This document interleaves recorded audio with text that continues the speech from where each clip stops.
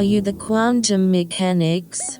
Yes, we are the Quantum Mechanics, the paranormal podcast for the believers, the doubters, and everyone in between. Much like, I suppose, Comcast, we've been extending our media empire. We have, yeah. We've been expanding, haven't we? We have. So, if you were thinking about getting rid of the Netflix, we're giving you something else to look at. As long as you only use it for 1 hour a week.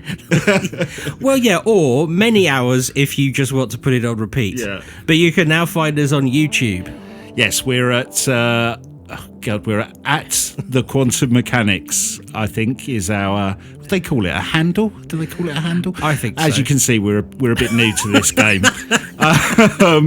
It's like a couple of grandparents. Yeah, it really is. It's funny, when I was setting the thing up and kind of dropping the... Basically, what we've put in there is we're going to put our podcasts in there so you can listen to them on YouTube. Even saying it out loud sounds funny. But what we will be doing, when we talk about, this photo or this whatever, we're going to try and drop those bits in. So it's not like... I wouldn't say it's a immersive visual experience, but it's a little bit more enhanced than just listening to it on the podcast. And, if it goes well, we'll keep adding to it and developing it, I think. One day we will be known as the Jean-Michel Jarre of paranormal podcasting. Yeah. There'll be lasers. Yeah. We'll be projecting our images on the side of buildings. It'll be all that. Yeah, even though the building will be your garage, but... So if you want to, go and check us out on YouTube. Again, it's another thing to say, like and subscribe. I think we're at 10 followers or something now on YouTube. So it's early doors, but we'll keep putting that up there. And if you like it, let us know. And as it progresses, we'll try and add more visuals and do other little bits and pieces. But as Ben says, it's our first foray into the YouTube world. Yeah, and we will be adding some other bits and pieces. We've got some other platforms in the works. We're sort of basically learning how to use them properly and then working out how to do the right amount of media and stuff for you. But we're sort of... Spring is springing. It isn't quite sprung, but that has given us renewed vitality to open it up. We'll be true multi-platform podcasters. I like the way you say we're learning how to use them properly. It's probably more the definition is we're learning how to be just about competent. That is my strap line. Just about competent. If we had one of those vans, like how window van installers have like a vision for a better future, something horribly punny like that. Ours would just be definitely adequate. Very British though. It's good. Yes. Well, this week, this was inspired a little bit after a conversation, Ben, that we had after we recorded last week's episode, because we both noted that April Fool's Day is coming up. And we were reminiscing about some of the great famous April Fool's pranks, I guess, of all time. Would you call them a prank? Yeah, pranks, hoaxes, whatever you want to call them. Now, as this episode goes out in the week we kick into April, we thought we would start by looking at our favourite April Fool pranks. Excellent idea. So I'm going to kick off with one that actually happened before I was born, but it's the one I always remember. It was broadcast on the BBC on April the 1st in 1957 on the BBC flagship news and current affairs programme Panorama, which is still going. Can you imagine them doing that today? I know. And I'm going to play you some audio. Obviously, there is a video that you can go and check out on YouTube or at the BBC archives. And we'll talk about it after you've heard the clip. But the pictures, if you were looking at them, to give it some context, are basically people picking spaghetti off trees and then drying it out in the sunshine. Have a listen. It isn't only in Britain that spring this year has taken everyone by surprise. Here, in the Ticino, on the borders of Switzerland and Italy, the slopes overlooking Lake Lugano have already burst into flower, at least a fortnight earlier than usual. But what, you may ask, has the early and welcome arrival of bees and blossom to do with food? Well, it's simply that the past winter, one of the mildest in living memory, has had its effect in other ways as well. Most important of all, it's resulted in an exceptionally heavy spaghetti crop. The last 2 weeks of March are an anxious time for the spaghetti farmer. There's always the chance of a late frost, which, while not entirely ruining the crop, generally impairs the flavour and makes it difficult for him to obtain top prices in world markets. But now these dangers are over, and the spaghetti harvest goes forward. Spaghetti cultivation here in Switzerland is not, of course, carried out on anything like the tremendous scale of the Italian industry. Many of you, I'm sure, will have seen pictures of the vast spaghetti plantations in the Po Valley. For the Swiss, however, it tends to be more of a family affair. So, Ben, do you remember that one? Have you? I mean, it's legendary, isn't it? Well, I was minus quite a lot of years at 57 in 1957, but yeah, I do remember it because I think if you grew up in Britain, it was defined as the very best April Fool's prank that anyone ever pulled. Yeah. So there you go. The BBC managed to fool a huge portion of the British public with that story about spaghetti farmers in Switzerland, of all places. I guess it's close to the border. Now, I remember it really well because they did manage to fool one of my own family members. Oh, really? Yeah, and I remember them telling me when I was a child about how they believed the report for a long time, and they did actually think that spaghetti did actually grow on trees. And the other bit I love, I remember them telling me they believed that there must be different trees for different shaped pasta. Oh my God, that's amazing. So they took it even a level further. But just to give you some background on the hoax itself, because actually it's quite an interesting story behind it. So that legendary April Fool hoax was dreamt up by a BBC cameraman called Charles de Jager, who, as a child in Australia, remembered a teacher teasing him and his classmates, saying that they were so stupid they would believe that spaghetti grew on trees. And that's where he got the idea from. He pitched the idea for this April Fool hoax to the editor of Panorama, oh God, different times, who gave him a budget of £100 to film the segment. So did he go abroad for that 100 quid? It was partially filmed in the UK and partially filmed in Switzerland. Wow. Yeah. The voiceover was by respected broadcaster Richard Dimbleby, which I guess helped to give it a bit of credibility and credence. Right? Yeah. It was watched by 7 million people when it went out, some of whom phoned the BBC to ask if they planted spaghetti in their back garden, would it grow? Oh, bless them. And I love this bit. Do you know what the BBC said to those people who called in? Did they say yes? They had a script that said, place a sprig of spaghetti in a tin of tomato sauce and hope for the best. Oh, my goodness. Wow. That's crazy. Yeah, it is mad. And it's funny looking when you tell people now, and I'm sure everyone listening to this will go, how did anyone fall for that? But I think you've got to remember that back in 1957, in Britain at least, spaghetti wasn't really a foodstuff that people knew about that much. You know, it was quite an exotic food, I would think, in the 1950s. Yeah. Well, Britain. it's still off the back of rationing. In fact, some things would either still be under rationing or just coming out of it. Yeah. So you can see why it kind of took hold. But I think it's a beautifully executed piece of April foolery. Do you know if they ever came clean? That's a really good question. I mean, they must have at some point because it came out. Certainly at the time, they had that line of saying, you know, just try planting your own spaghetti. But surely it would have been debunked pretty quickly.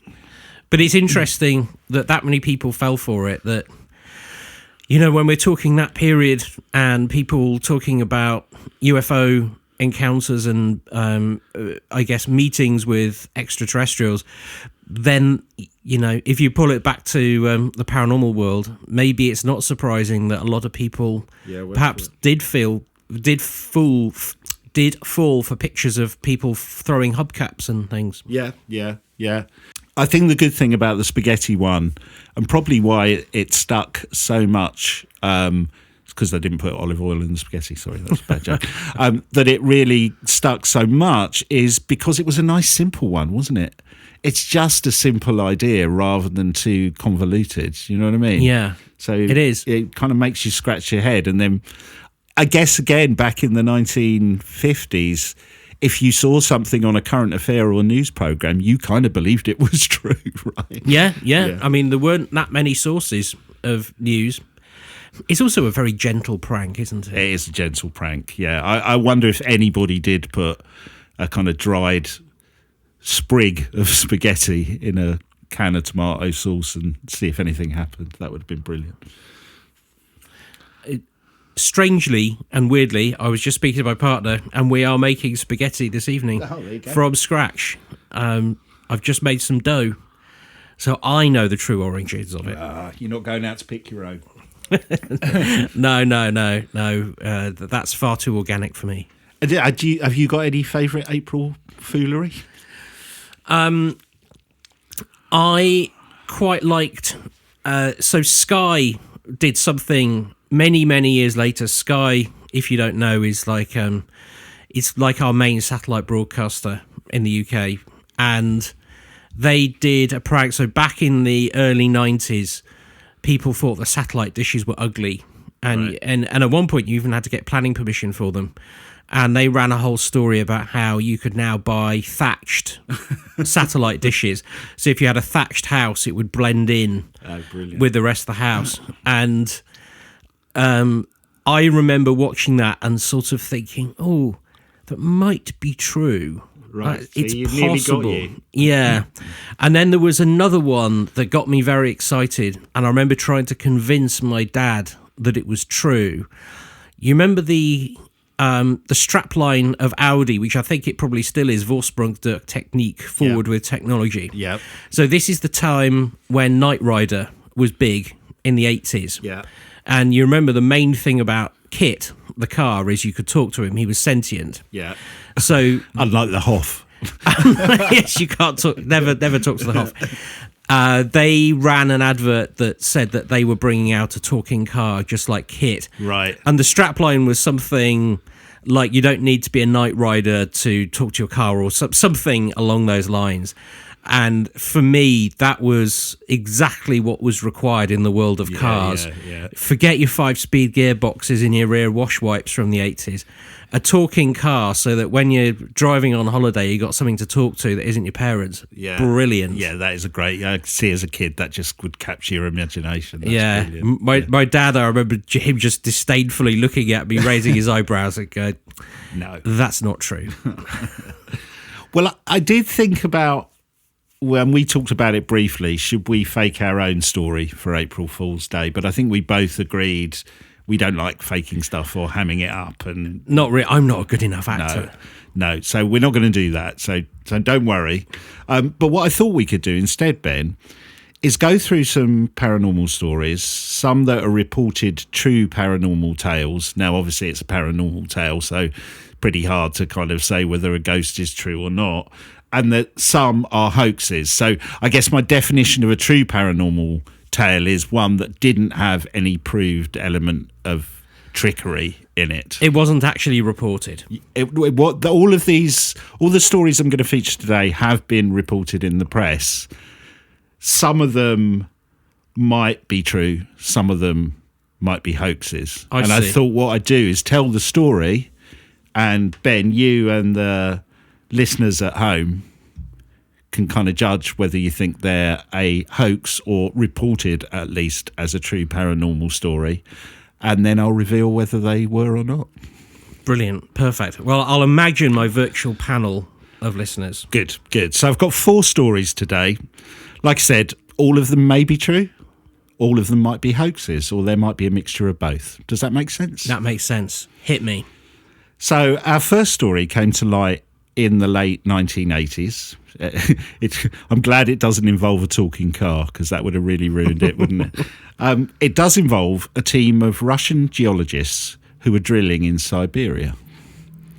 Have you heard of this story, possibly? I think so. Go on. Okay, so you might have to stay hushed until I finish then, if you do know it. They were drilling deep into the permafrost to analyse samples. When they drilled down about 9 miles, their drill started to spin frantically. It was likely that the drill had broken through the permafrost into a larger area. I guess like a large cave or something, that was the implication. Right. And there were reports of strange noises and vibrations coming up from the hole itself. The manager of the project, Mr. Azakov, decided to send scientific sensors into the hole, including temperature measuring devices and microphones. The heat sensor he sent down the hole, so remember this is going down like 9 miles, right? Recorded a reading of 2,000 degrees Fahrenheit. That's just over 1,000 degrees centigrade. So that's about the temperature of lava. So you can see what the implication is there. Or a McDonald's apple pie. Yeah, or a McDonald's apple pie. The assumption from the scientists was that they'd hit some kind of pocket of lava 9 miles down. However, things got weird when they listened to the audio recording. Now I'm going to play the audio that they captured. The first 30 seconds of it sounds like what you might expect. It's like, to me, it sounds like the microphone travelling down the hole, nothing weird. Then it goes quiet for a little bit. And then what they heard after that, nobody expected. Have a listen.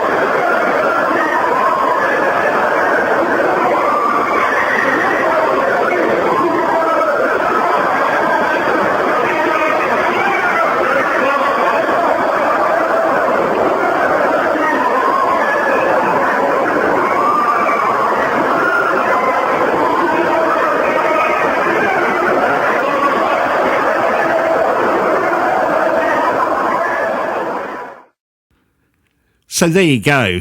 The screams, basically. It's quite haunting, isn't it? It's really haunting. And as you can imagine, the scientists involved in the project were completely freaked out. Many of them quit immediately. Others were treated for shock.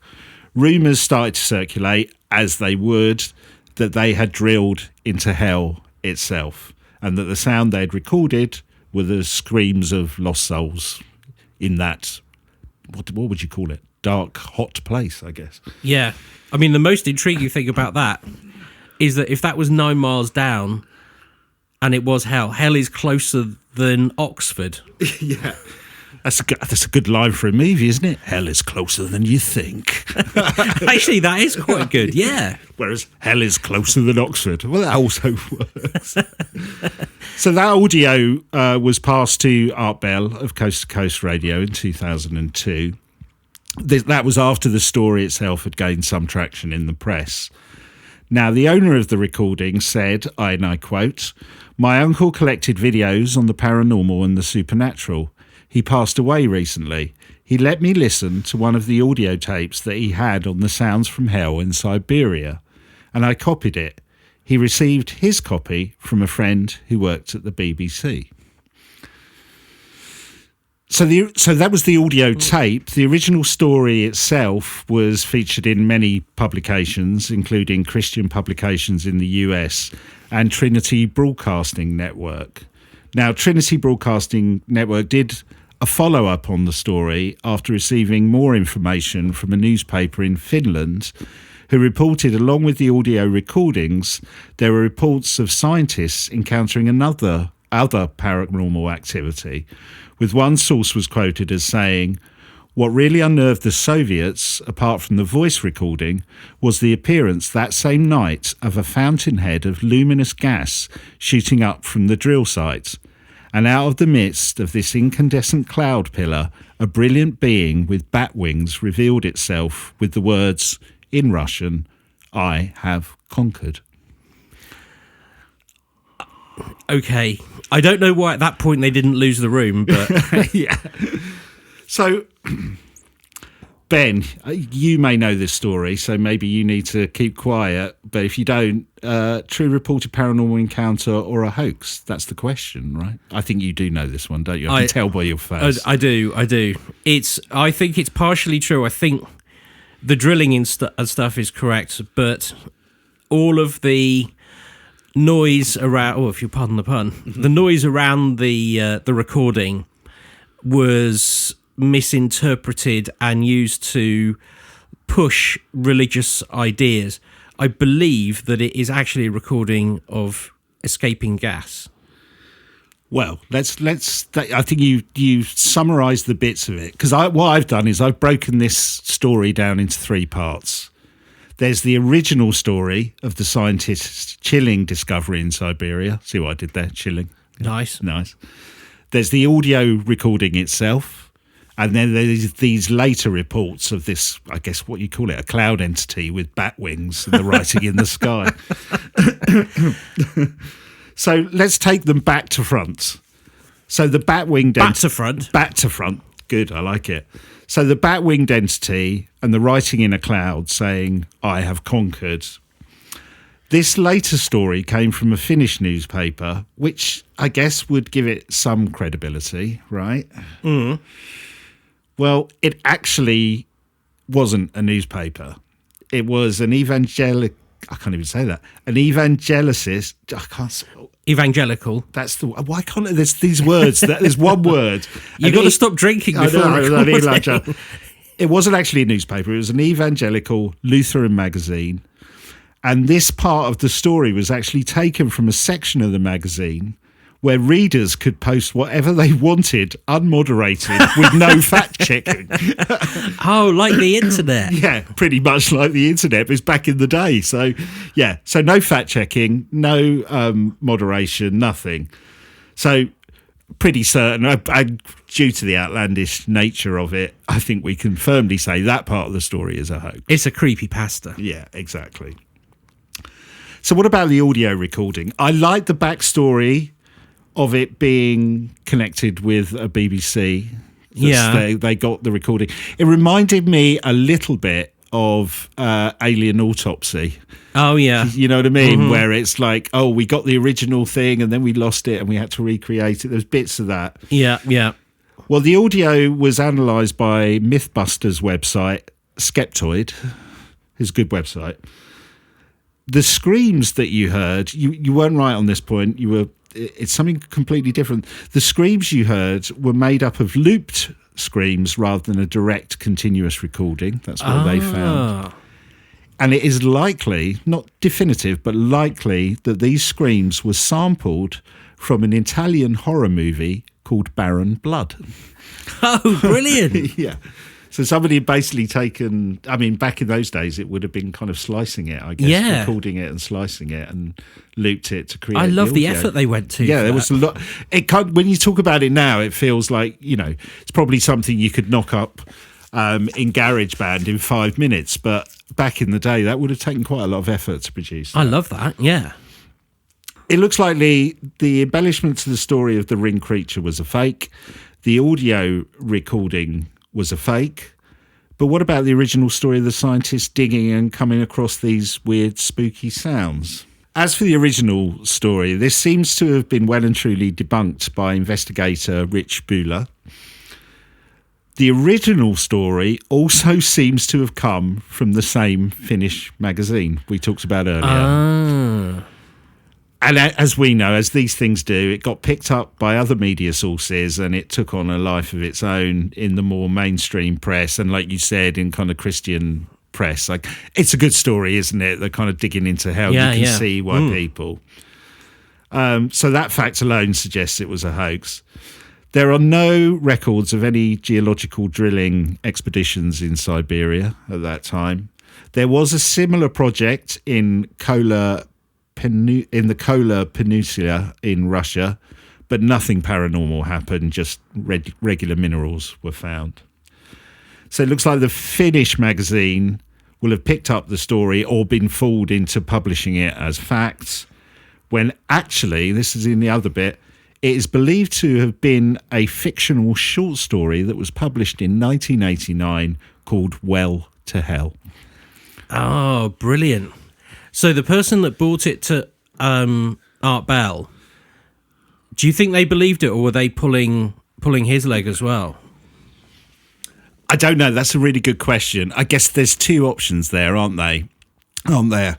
Either he was fooled by his relative. Yeah, that's what I was thinking. Which is possible, because if it was somebody who had connections with audio recording, it's probably one of those things. He kind of said it, he could have said it at a prank, and then the poor guy who ended up with the recording was never told that it was a hoax. Yeah, that's a possibility. Yeah, definitely. Or he was trying to fool coast to coast. Hard to know, really. It really reminds me of, do you remember, maybe 18 months ago, we spoke about the Thunderbird picture? Yes, yeah. It's that kind of thing, which is like a story reported upon a story with strange sort of origins to it. Yeah, definitely. That one, as you called it, Ben, hoax. One to everybody who was saying hoax. I'm disappointed I got the gas wrong. Yeah. Oh, you and your gas. Let's get on to story number 2. So, Ben, when we started this podcast, I was not expecting that we'd be talking about rabbits and the paranormal so much. No, they come up a lot. Yeah. And we've covered a wealth of bunny-based material on the show, right? Bunny-based material. And our second story this week is no exception, as I want to talk about the legend of the Bunnyman at Bunnyman Bridge. Oh, I don't know anything about this. I wondered if you would, because I know you did an episode on bunnies and you're quite into this idea of giant bunnies, so I'm glad you haven't heard it. The news report I'm about to read, is it a hoax or a real rabbit horror? So the story comes from Fairfax County in the United States, and it was published in 2003. The article says, on Halloween night, revellers sought out a local legend with as many twists as the curvy Fairfax Station Road itself. This from a local paper, by the way, as you could tell. I know that. It was yeah. so curvy. The only passage to a railroad underpass loosely named Bunnyman Bridge. A Fairfax County police barricade blocked the Colchester Road segment of Fairfax Station Road on Friday, October the 31st, in an attempt to protect area residents from Halloween revellers seeking a paranormal experience at Bunnyman Bridge. Technically, revellers were allowed to walk down to the bridge, but police wouldn't allow anyone to park cars on the roadside anywhere near the area. Woodbridge resident Mac McAdams arrived with a car full of revellers that wanted to see the bridge. McAdams heard about the bridge on a television special highlighting 10 of the scariest places in America. The show said 21 people had been killed near the bridge, according to McAdams. They were always hung from the bridge, McAdams said of the bodies. I wanted to see the Bunnyman, he said, before driving away. Obviously, because he couldn't park. He wasn't that keen that he'd go and find a parking space. I'm off. One version of this story dates back to 1904. According to historian archivist Brian Connolly, of the Virginia Room in the Fairfax County Library in the city of Fairfax. For more than 10 years, he researched the Bunnyman and sorted out the lore, the LORE. One story involves a prison bus that broke down in the woods of Fairfax Station, and convicts escaped the wreckage, fleeing into the night. Most were caught except 2, Marcus A. Wolster and Douglas J. Griffin, who remained at large. A search through the woods turned up half-eaten, dismembered rabbits that finally led to Wolster's body by the Fairfax Station Bridge. I wasn't quite sure that. I think that one of them basically died, and I think the implication is the other one killed him. Oh, I see. Okay. I think. From then on, Griffin, the other one, was known as the Bunnyman. I guess because he'd eaten all these bunnies. Oh, right. Okay. I was expecting a giant bunny here. Right, I see. Well, hold your breath. You might get a giant bunny in the end. Okay, I could probably do it for 30 seconds. So. No, don't hold your breath then. Other versions of the law include children hanging from the bridge, a hobo dressed like a bunny, someone dressed in clothes made from rabbit pelts, and a man that lived near the bridge who didn't like children, killing them and hanging them from the bridge. I mean, I just don't go near soft play. Jesus. Yeah, exactly. Lee High School junior Megan Thornton heard about the Bunnyman Bridge from her driving instructor during a behind-the-wheel lesson. I don't know what other lessons there are. Of course she did. Maybe I should take more driving lessons. I want more of these stories. That version included a crazy man that broke out of a mental institution dressed like a bunny and killed children. Megan remembered that particular driving lesson as being spooky. No shit, Megan. Oh, my God. I just want to know where he got the costume from. I know. Can you imagine, though? You're on your driving lesson. If you just turn left here, yeah, there's a crazed bunnyman about that kills children. Now, mirror signal manoeuvre. Yeah. You're not checking your mirrors, are you? The version student Courtney Tidwell heard involved children from a broken down school bus around Halloween time. They found the bodies turned inside out, she said. West Springfield junior Ashley Stern heard another version. She knew some people that went to the bridge at midnight. Some guy that escaped from jail. He eats bunnies to survive, she said. Ashley's story involves children's bodies hanging from the bridge as well. I heard he hung them by their intestines, she said. So it's pretty gruesome stuff going on here. That's also some good skills. Yeah. Fellow student Angelo Tan heard about a girl who went exploring by the bridge. I heard this girl went there around Easter and she got freaked out when she saw a giant bunny, he said. I used to go there all the time but Halloween, said West Springfield student Vanessa Liga of the area by the bridge. I think there were less houses back there. It made for a creepier scene. The story Annandale High School senior Katie Staton heard involved a crazy guy too. His story involved children that taunted this guy to the point that he killed them. He was mentally unstable. He would wear the bunny suit. They, the children, would make fun of him, she said. It's creepy there in the dark, she added. Now, the legend has gone on like this through the years, and in 1992, Conley started his research. So this is the guy who's been researching this in the local area. We started getting a lot of questions about it. I wanted to put it to bed once and for all, Conley said. He summed it up in an 11-page document, The Bunnyman Unmasked. Good title. I like his title. Oh, there's a subtitle as well, The Real-Life Origins of an Urban Legend. Conley used old news accounts and police investigation reports of murders in Fairfax County, but nothing remotely related to a bunny until his first solid lead in a collection of stories called the Maryland Folklore Archive. Around Halloween 1970, Fairfax County Police were searching for a man in a white bunny suit who found people on his property and threw a hatchet through their car window in an attempt to scare them off. I mean, that would definitely do it. A few weeks later, the man in the bunny suit re-emerged off Guinea Road on the porch of a new unoccupied house, according to Conley's account. There really was some guy doing strange things in a bunny suit, Conley said. So what do we think, Ben? Hoax or haunting? So, am I guessing everything you've said is a hoax, or just the fact that there is or not a real sort of route to the story? You go where you want to go. See, this reminds me of like the Goatman Bridge, and I don't know. There's a lot of you've used a lot of names in there, so that's a very detailed story. If it's not right, I'm gonna go true. I think that might be true. Okay. Well, let's break this story into two parts. which might give you some hope. Okay. So the story from 1904 of a bus crash from a prison or an asylum in Fairfax, 2 men said to be living in the woods and eating rabbits, many bodies found hanging from the Fairfax Bridge, some reports of them being just rabbits, some reports of them being human.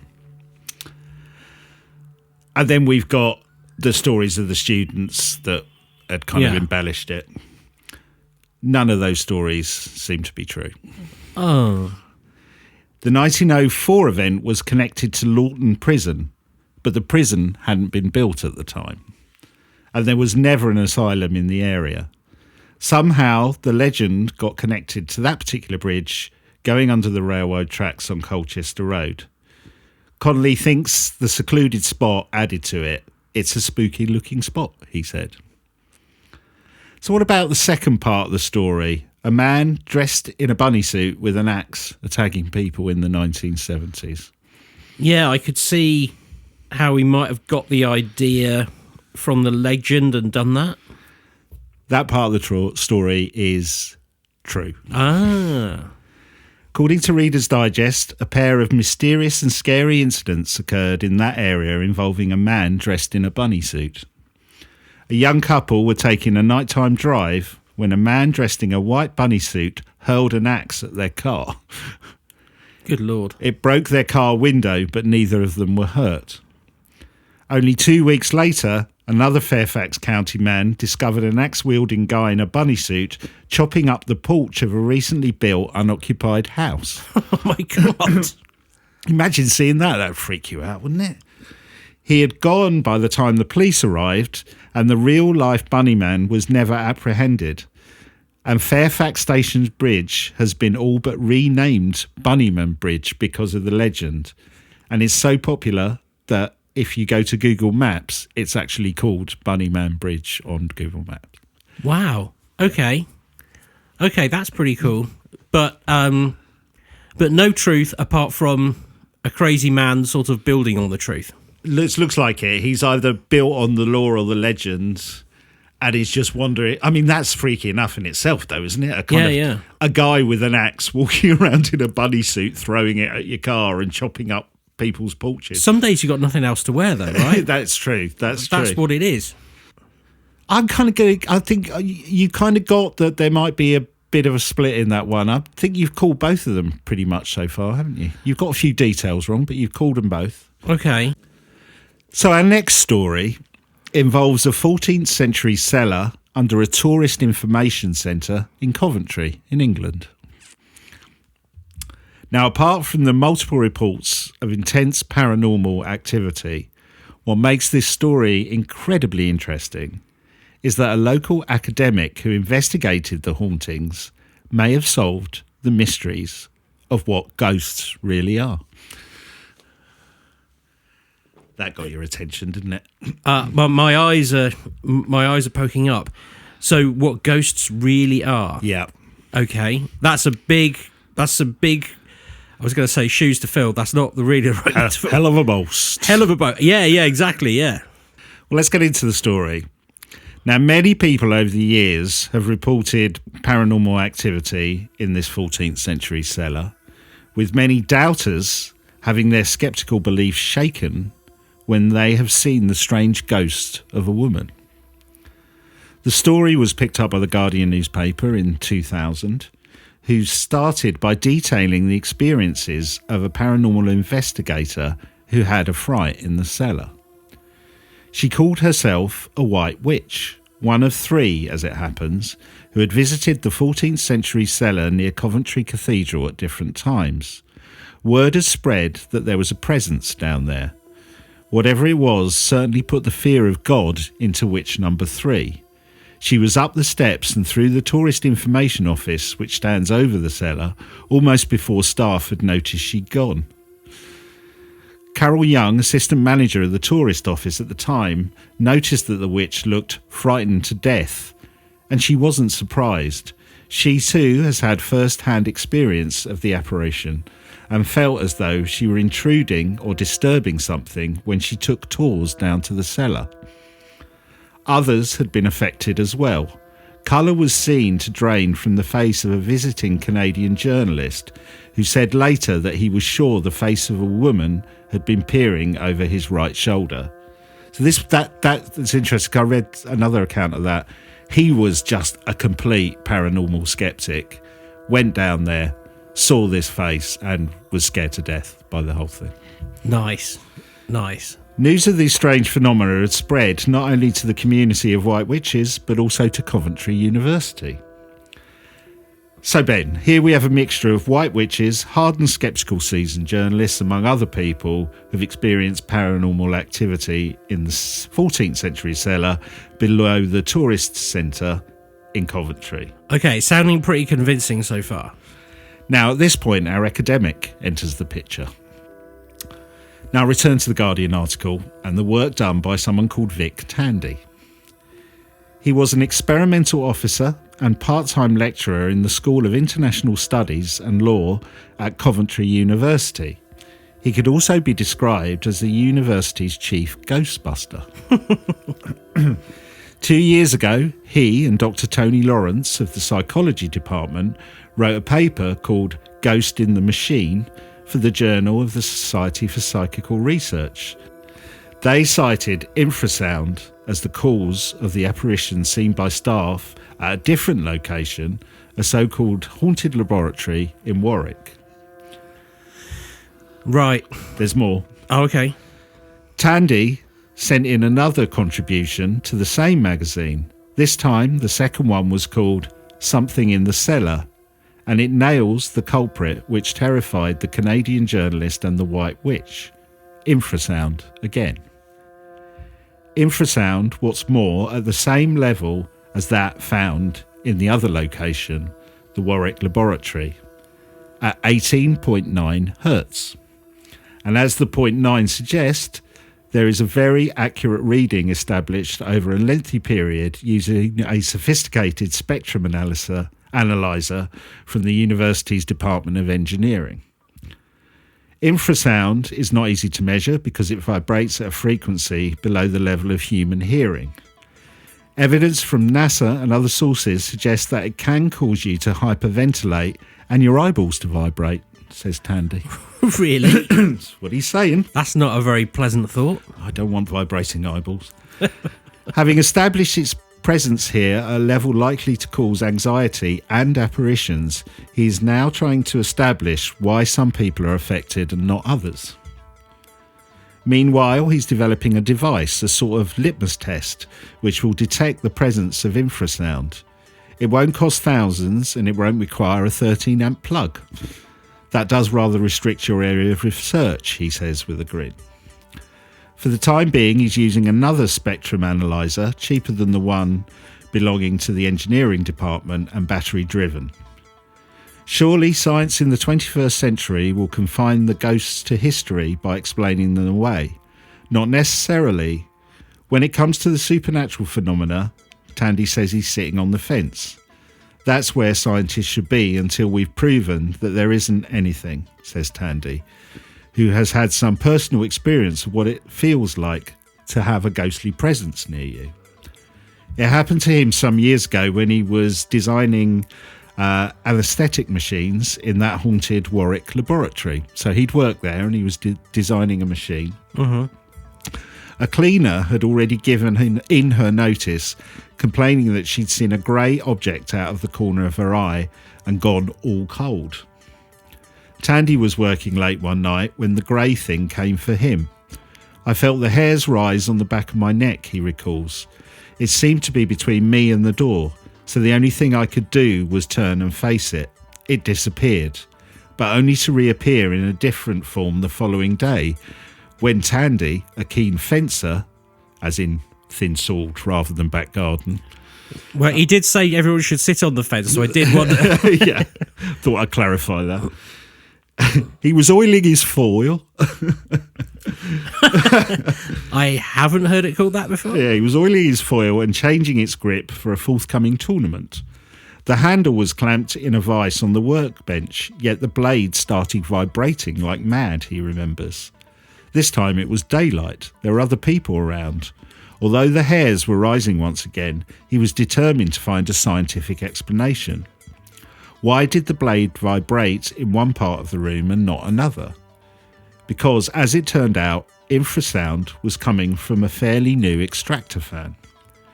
When we finally switched it off, it was as if a huge weight was lifted, he said. It makes me think that one of the applications of this ongoing research could be the link between infrasound and sick building syndrome. Tandy is yet to establish the source of the infrasound beneath Coventry's Tourist Information Centre, but he is coming to the conclusion that it has nothing to do with the sandstone cellar in the former Benedictine Priory. The highest readings are in the doorway and the corridor outside. That's what's resonating. It's a modern corridor, built a few years ago to provide access for tourists. Some visitors have apparently been spooked before they've even set foot over the cellar's threshold, although they might take some convincing of that, especially the White Witch. So Ben, this story, published in The Guardian, details extensive paranormal activity in a 14th century cellar above a tourist information centre, and the academic who seems to have solved the mystery of what ghosts really are, infrasound waves. Is it a hoax or not? I think this is difficult because I have heard of infrasound. Again, I didn't mean the pun there, but I was reading a book about the Dyatlov Pass incident where those Soviet skiers were killed or died, and there's a thought there that there's infrasound there caused by the wind, and that's what caused them to go mad. Right. And I have heard other people investigating infrasound as being a cause of, like you say, unusual symptoms which might sometimes manifest as paranormal. And I could see that somebody might take that on and do more with it. The only two things that stick out are there's a part of that story where he seems unreasonably obsessed by the cost of the instruments. Right. Where I'm not quite sure why he would do that. Right. And also, he doesn't talk about replicating in laboratory conditions. You would imagine that you would get a source of infrasound and put 10 people in a lab without it, 10 people in a lab with it, and get their responses.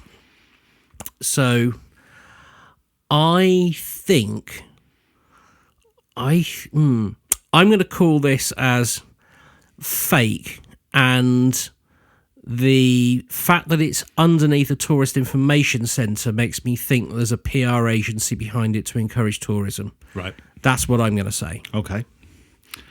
Well, Ben, it's true. No, Jesus. I've not fully read it yet, but I have downloaded his peer-reviewed academic paper on the subject. I think we might return to that in another episode. Yeah. Don't you think? Definitely.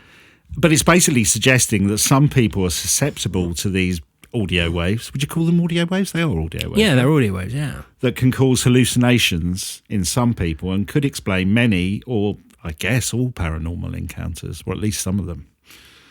And make your eyeballs wobble. Yeah. So I think we'll return to that subject and his paper. I was going to try and do a little bit of it this week, but it's quite a chunky paper, and I think it's probably worth a proper look at because, you know, I'm quite obsessed with that idea that there is an audio wave, what was it, 18.9 hertz, that can some way kind of convince you of paranormal or strange activity. Now, somebody might correct me on this, but I think we've discovered that elephants communicate via infrasound. Oh, really? Oh, I didn't know that. They make rumbles and groans that They we make rumbles can't hear. in the jungles. Yeah. And that's how they get on, which makes me think that maybe if this was true, you might see ghosts near elephants, but that's for another time. Certainly in elephants' graveyards. And now, I want to know if that's true as well. I think they go back. Yeah. That'd be good. Well, I'm feeling an elephant episode coming on. Yeah.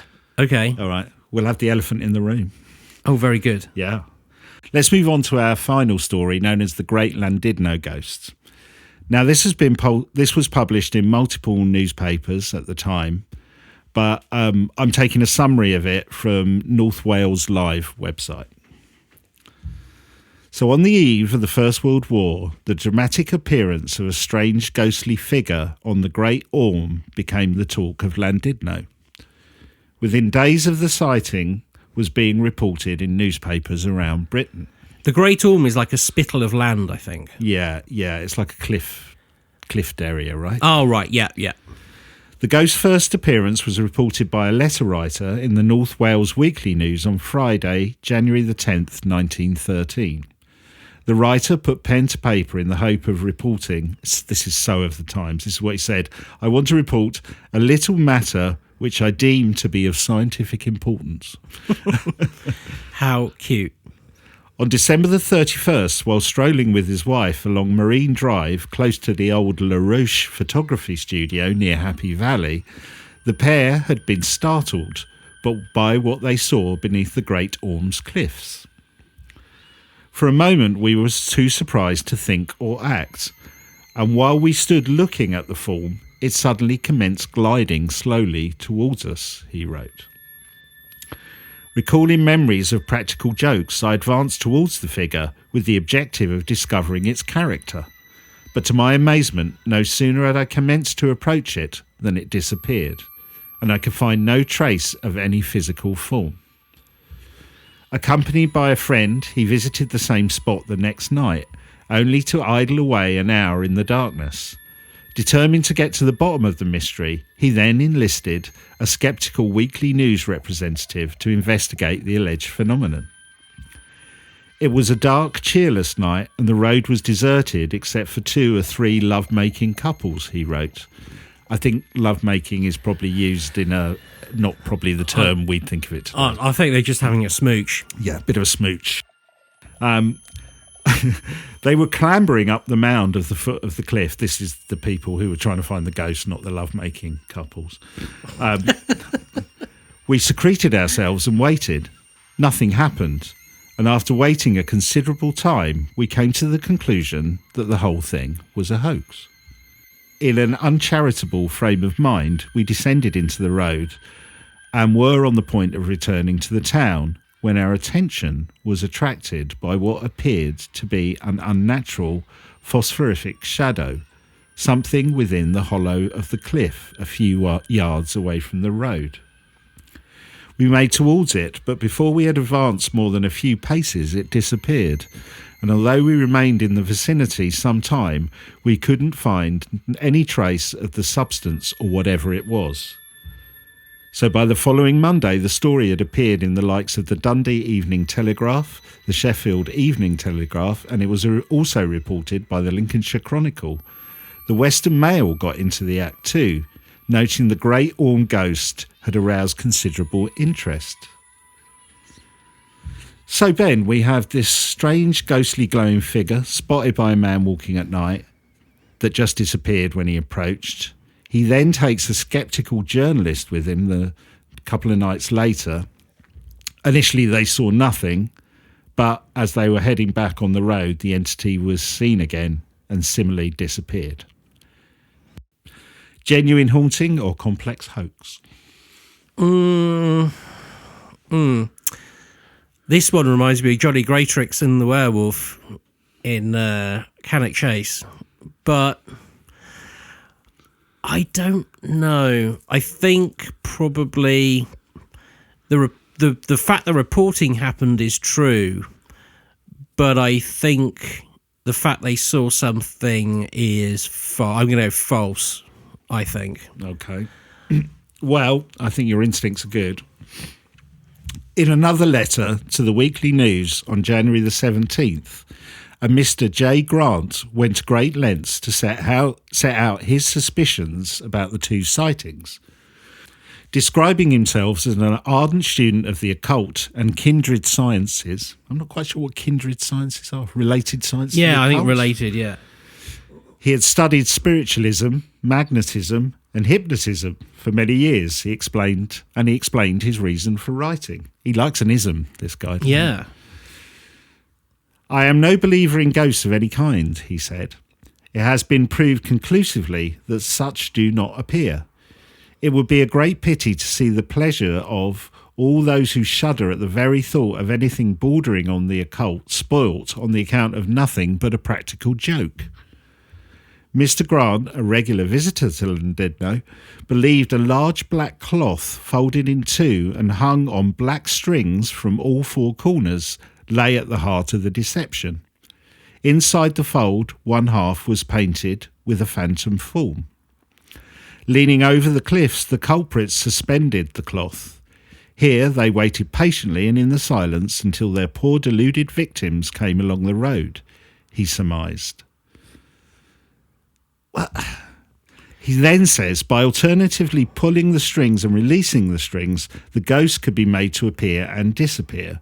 More than one person must have been involved in the ruse, he concluded.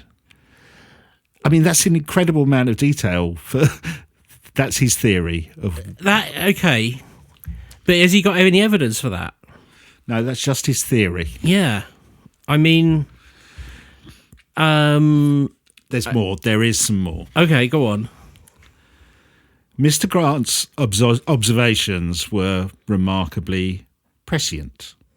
On Friday, January the 24th, the Weekly News proclaimed the Llandudno ghost mystery has been solved. The apparent apparition, which had baffled the intelligence of all who saw it, turned out to be the work of practical jokers. In a letter to the newspaper, an anonymous reader claimed full responsibility, explaining the ghost had been made out of a black cloth let down from below. It had been painted with phosphorescent glow with the aim of creating a sensation. And for a while it did, but interest in the elaborate hoax soon dimmed and little more was heard about it thereafter. Neither were the culprit or culprits ever identified, but many have surmised that the description given by Mr. J. Grant was just far too detailed and far too suspicious. Oh, so it's him. It's him, is the implication. So the guy who said, I figured out how it happened, because everyone's going, well, that is, hold on, you've got this black cloth and then it's folded in half, it's let down from a cliff, the strings are black, it's painted with like this paint that glows in the dark, and this is exactly how it was done, and then somebody confesses that it was a prank, but they want to remain unidentified. So yes, a hoax. Just for giggles. Just for giggles. Oh, very good. I like that. What I like about that one is that's a lot of effort, but a black cloth with a kind of ghostly fluorescent shape painted on it, back in 1913, that would have been spooky. It would, yeah. You know, you probably wouldn't think so much of it now, but back then it was quite... I wouldn't have thought the paint would have been available. Yeah, quite elaborate hoax. Yeah, no, that's really good. There isn't a lot to do in Llandudno. No, exactly, apart from create ghosts on kind of black sheets, basically. Yeah, I once spent a whole day in the Weatherspoons there because the weather was so bad we couldn't do anything else, and they were serving Guinness for £1 and £10 down.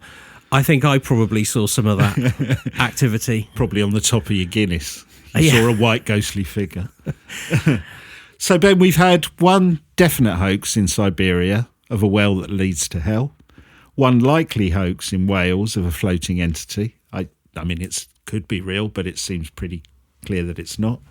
Genuine weirdness in a Coventry cellar, and a scientific paper that really could hold the clue to what ghosts are. And we've had the true life axe wielding bunnyman. That's really good. Those are sort of the best hoaxes. You did pretty well, I have to say. Well, I think after doing this for a few years, your nose becomes accustomed to, if it sounds too good to be true, it probably is too good to be true. And in that one, ghosts don't normally appear on cue. Well, I think the one I thought you might struggle with was the one in Coventry above the Tourist Information Centre, because I checked that a couple of times, because it was like I had the same feeling that you had when I first saw that story.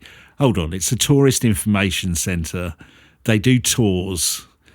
This is a hoax. This is some PR stunt that they put out, but apparently not. Very, very good. And the phosphorescent paint, it reminds me deep in my neurons. I was reading something the other day. There's not enough real depth to it to cover, but during the Second World War, the Americans had a brilliant idea of how to maybe frighten the Japanese into not necessarily submission, but some propaganda. And we've covered it before. Japanese have various cultural beliefs and thoughts about foxes, right, and how fox spirits can be harbingers of doom, or at least mean death. And the American army experimented by painting phosphorus paint on foxes. And then, really, what real life foxes? Real life was, right. And then releasing them offshore to go and frighten the Japanese. Wow. I don't know if you could spot the flaw in that problem. They're painting them with phosphorus paint and they're releasing them into the water. So a number of clean and normal foxes just arrived on the shores of Japan. Couldn't they've just got them onto the shore? Well, this is very much the point, but no, it was too well defended, and it would have spoilt the ruse. As it was, there was a suggestion in there that some wildlife enthusiasts just went and helped the foxes. So, but probably wondered why a random species of fox was appearing on the coastline of Japan. Yeah, well, that would be freaky enough, seeing a fox come out of the sea, wouldn't it? Yeah. But imagine being the guy who's like, "You got to paint those foxes, son." Yeah. Are you sure? Yeah. Yes. Do as you're told. Okay, I guess I'm painting the foxes. Well, that is a different level hoax, isn't it? It is. It is. Yeah, really. Wow. But this is great. So, are you going to play a hoax on anybody? Like you've got one young kid. Yeah. Can you do a nice one on him? I probably can. What will happen, because I'm not quite sure what day it is, I will forget. I always seem to remember in the afternoon, and technically you're not allowed to do it after midday, are you? No, you're not. No. I don't think I grew up in the sort of family where people played tricks on each other, sadly. I can't think of any good ones to play. If I get up early enough and you go outside into your back garden and you see spaghetti hanging from the trees, you know it is.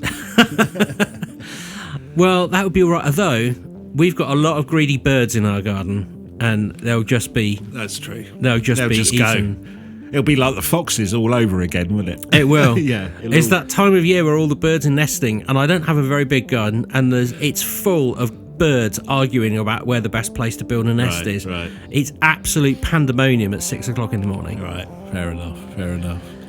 Good. Well, we do, if you are going to play any, or you do play any April Fool's tricks, after you've done them, maybe drop us a line, tell us what you did, see if it worked. Particularly if they're ghost related. Yeah, especially if they're paranormal related. Yeah. And as we said earlier, obviously our episode will still be on podcast platforms and everywhere you get your pods, but if you do get a chance, go and check us out on YouTube as well, at the Quantum Mechanics on YouTube. We might stick some of the visuals for what we've been talking about today in there as well. So it's a slightly enhanced experience, but it's mainly us just doing the podcast. But we could do with a few more followers on YouTube. So if you get a chance, just do that for us. It is. And if all goes according to plan, we'll be with our friend James from the Lawmen on the next week. Oh, yeah. We got a special one coming up next week. We got a special one coming up. A bit of a passion for all three of us, really. So we thought we'd get together and... We're going to do it in the back in the Haunted Pub, right? We are going to do it back in the Haunted Pub. Yeah, we're going to be recorded back in the Haunted Pub next week with James, special guest. So fun and games. We will see you then. See you next time on the Quantum Mechanics. Take care. Bye. Bye.